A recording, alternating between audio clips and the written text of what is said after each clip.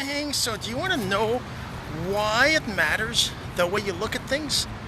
So make sure you say hello in the comments below. Let me know where you're watching from too. Love to hear from you. So if you also have been like that, if you thought that maybe you're thinking about the wrong things and that might be what's holding you back. So we're going to get into that in a second, but first, my name is Jean-Serge Gagnon. I help you create digital courses so you can live your life on your terms. And this morning I decided to do my live this morning. As you can see, I'm downtown Montreal. I'm heading to my job. Actually, you can see the whole bunch of buildings out around here, right? It's pretty, well, I mean, it's a big city. It's not any different than any other bigger city. And it's not very special if you live in a big city, but if you don't live in a big city, maybe you think it's cool to see this. But anyways, so this weekend was Father's Day, and I spent most of the day on Sunday anyways, I went to see my father. It's been a long time since I've seen him, so it was a good visit. But on Saturday, I actually did something completely different than I usually do. I actually went through an exercise of discovery, and what is it that I think about my situation, and what is it that I want in life, and that vision stuff, right? But the thing that was cool about it was that this exercise helped you to find what it is that you want by focusing or making you talk about what you don't want, right? And that's the thing that I find particularly hard myself is being able to figure out what it is I want. It's not because, anyways, if you've followed me, you know I've got stories about that. I've got lots of other videos on how it's not necessarily obvious that we can figure out what it is that we want versus, what we don't want. Because we tend to focus on what we don't want. And that's sad, because the truth is that you get whatever you focus on, right?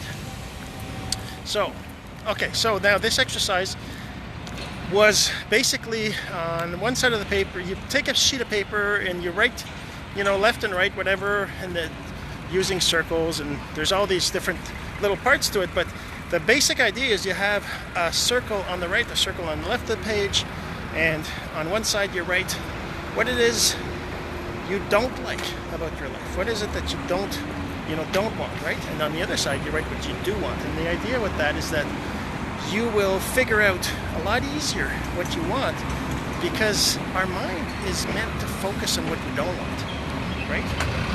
Here's a little bit more of the view downtown. As you can see, that building there is covered up in some sort of a protective sheet. I guess it's because it's supposed to be torn down, and of course you can see there's a little bit more. I guess there's a building in the way there, but not a building, but a bus sign. But yeah, so that exercise. Okay, so like for me, I'd like to lose a bit of weight. I find that my stomach is getting bigger as I get older, and if you look that up, that's pretty common. Any man that's 40, 50, it seems to be just how it is, right? And I kind of always think about that. I see it when I look in the mirror or whatever. But the thing is that focusing on how I don't like it isn't going to make it go away, right? And that's one of the things that this exercise teaches is, okay, you think about what you don't like, and then you write what is the result you want on the other side. So anyways, that's the exercise. I'm not going to go too much into that, but I want to talk about how it made me think different in the last few days. So just this morning, I started listening to Dan Lok's book, F.U. Money, right? Which is, wow, it's pretty good. I've just been listening to maybe half an hour of it, and I think it's great. And as I was listening, he's talking about, And, he's talking about making money and how it's, hey, Camille, thanks for watching. I appreciate you. So he's talking about that, and it made me think, I don't have $1 million. I'm not making $1 million a year. I don't have, 100 or 200 people in my paid membership group. I don't have 100,000 fans on Facebook. I don't have 10,000 email subscribers. And I can think about that. I can think how I don't have those things, right? But that isn't going to help me at all. So I got to think about, it's kind of cool. I got like, 3 subscribers on my paid membership group. That's really cool. I didn't have any. It's still not a lot of money, but it's still a lot more than what it was before. I've got like, I don't know, 1,500 or so email subscribers. That's not 10,000, but it's still a lot more than 10 or 100 or whatever it was. I've got 23,000 fans on Facebook. It's not 100,000, but it's better than 0, right?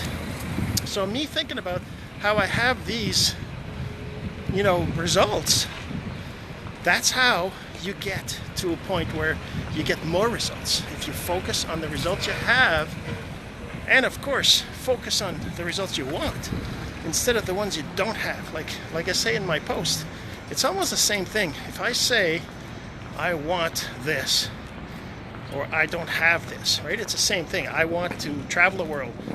I'm not traveling the world, right? It's the same thing. What you don't have and what you want, if you say those words, it's the same thing, but it doesn't have the same effect. You talking about how you don't have something is just going to reinforce that it's normal for you not to have it. It's not going to let the universe give it to you. So just remember that when you think about something you don't have, just use different words when you think, even when you're thinking about it in your mind. All right, so I hope you enjoyed this video. If you think anybody can benefit from this, then please go ahead and share. I'd really appreciate it. And don't forget, get on my waiting list for the 5-day free challenge on how to create your first course. Have yourself a great day, and we'll see you again soon.